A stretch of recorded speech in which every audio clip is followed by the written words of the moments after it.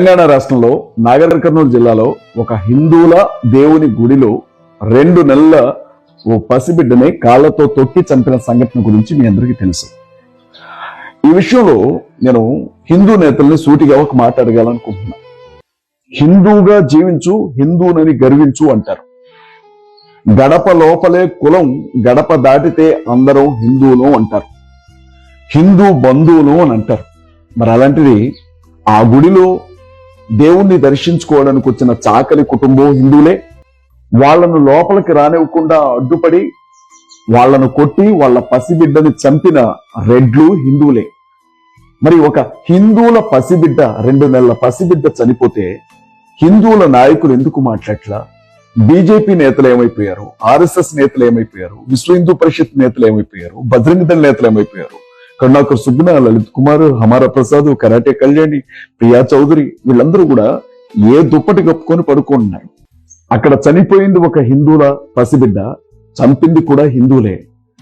దీని గురించి ఎందుకు మీరు పోరాడట్లేదు? దీని గురించి ఎందుకు మీరు వీడియోలు చేయట్లేదు? దీన్ని మీరు ఎందుకు ఖండించట్లేదు?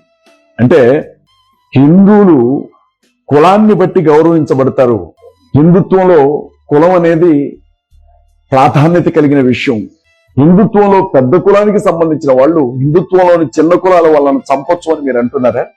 లేకపోతే చంపింది మా హిందువు, చనిపోయింది మా హిందువు, మధ్యలో నీకెందుకురా అంటారా?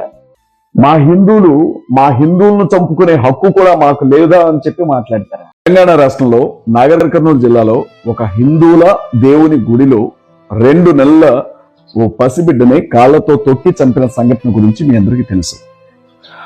ఈ విషయంలో నేను హిందూ నేతల్ని సూటిగా ఒక మాట అడగాలనుకుంటున్నా. హిందూగా జీవించు, హిందూనని గర్వించు అంటారు.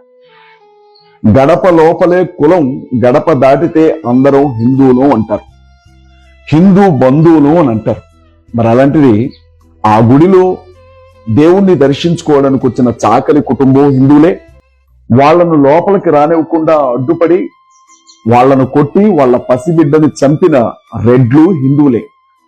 మరి ఒక హిందువుల పసిబిడ్డ, 2 నెలల పసిబిడ్డ చనిపోతే హిందువుల నాయకులు ఎందుకు మాట్లాడట్లా? బీజేపీ నేతలు ఏమైపోయారు? ఆర్ఎస్ఎస్ నేతలు ఏమైపోయారు? విశ్వ హిందూ పరిషత్ నేతలు ఏమైపోయారు? బజరంగ దళ నేతలు ఏమైపోయారు? కరుణాకర్ సుబ్బన, లలిత్ కుమార్, హమారా ప్రసాద్, కరాటే కళ్యాణి, ప్రియా చౌదరి వీళ్ళందరూ కూడా ఏ దుప్పటి కప్పుకొని పడుకుంటున్నారు. అక్కడ చనిపోయింది ఒక హిందువుల పసిబిడ్డ, చంపింది కూడా హిందువులే. దీని గురించి ఎందుకు మీరు పోరాడట్లేదు? దీని గురించి ఎందుకు మీరు వీడియోలు చేయట్లేదు? దీన్ని మీరు ఎందుకు ఖండించట్లేదు? అంటే హిందువులు కులాన్ని బట్టి గౌరవించబడతారు. హిందుత్వంలో కులం అనేది ప్రాధాన్యత కలిగిన విషయం. హిందుత్వంలో పెద్ద కులానికి సంబంధించిన వాళ్ళు హిందుత్వంలోని చిన్న కులాల వాళ్ళను చంపొచ్చు అని మీరు అంటున్నారా? లేకపోతే చంపింది మా హిందువు, చనిపోయింది మా హిందువు, మధ్యలో నీకెందుకురా అంటారా? మా హిందువులను చంపుకునే హక్కు కూడా మాకు లేదా అని చెప్పి మాట్లాడతారా?